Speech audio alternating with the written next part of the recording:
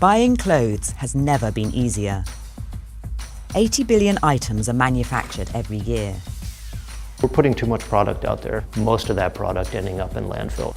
So-called fast fashion allows consumers to buy more, but they're wearing these garments less often and disposing of them at an unprecedented rate.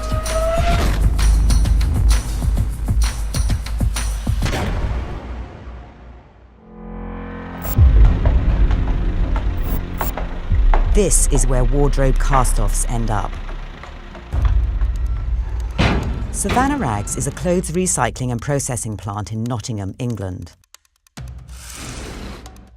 They process discarded clothes from recycling bins around the country. Mohammed Patel has been running this plant for 12 years. Majority of it will go to Africa and Dubai. We send some across to Europe, and we have a couple of buyers here in the UK that buy from us also. Globally, sorting plants like this only deal with around 25% of discarded clothes. In Britain, more than 300,000 tonnes of clothes end up in landfill every year. It's the fastest growing category of waste in the country. But this is a global problem. Expanding middle classes in emerging markets are hungry for more and cheaper fashion. It's estimated that by 2050, global clothing sales could more than triple. So one of the things that we've noticed that the quality of the actual material being used has gone down. We're now having to process a lot more just to get the same quality of goods that we can sell on.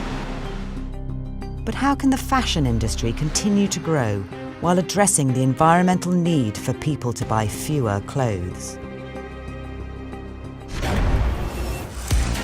New York fashionista Ijama Kola is less about rags and more about the latest runway fashions.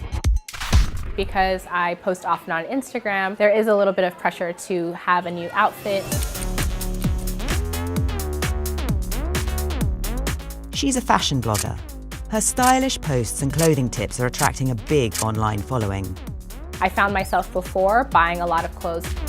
I usually bought clothes from H&M and Zara or ASOS. If you're looking for trendy pieces, they have them. They're pretty affordable. Today, she's looking for a new outfit for a swanky industry event. But this store doesn't sell clothes. It rents them. Ijama has been championing Rent The Runway's radical new approach to high-end fashion. Rent The Runway is a clothing borrowing service which allows you to rent clothes for either 4 or 8 days at a time.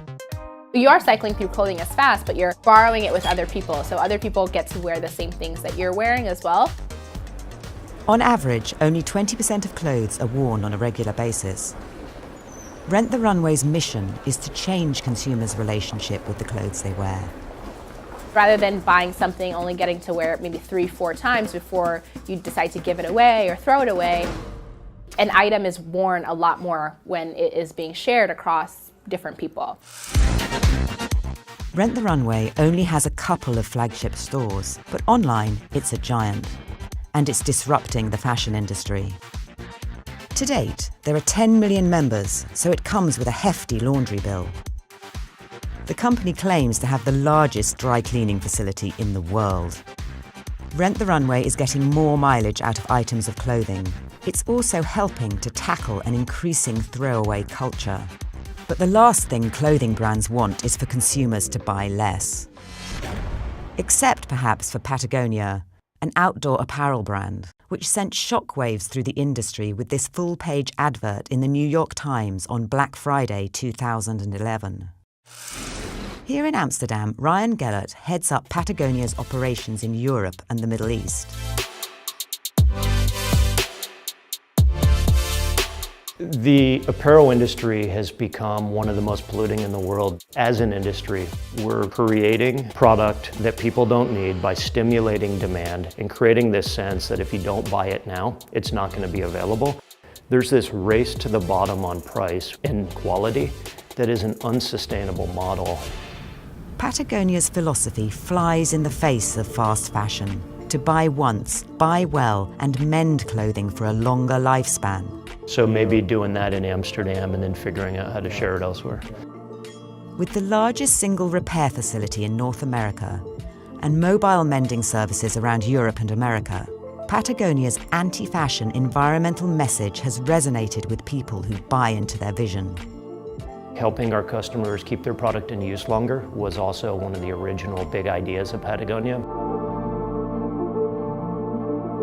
Between 2008 and 2014, profits reportedly tripled.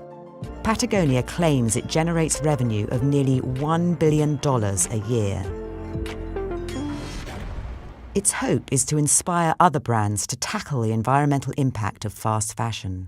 If I had the opportunity to sit down with leaders from some of the bigger fast fashion companies in the world, what I'd really encourage them to understand the full impact of their supply chains. Patagonia provides a glimpse into a more enlightened approach to fashion, but they're a rare example. For Mohammed, the boom in fast fashion has been good for business, but this throwaway culture sits uncomfortably with him. Sometimes it's soul destroying because you come to work and you just think, is this what we've come to, that the human race, all we think about is dispose of things? The environmental impact on the planet is just colossal, and I don't think we as the human race realize what it is that we're doing just for the sake of wearing a pair of jeans. In order to tackle the throwaway culture, brands and consumers need to change their behaviours. Industry pioneers are proving that there are viable business opportunities in selling less. Others need to follow suit.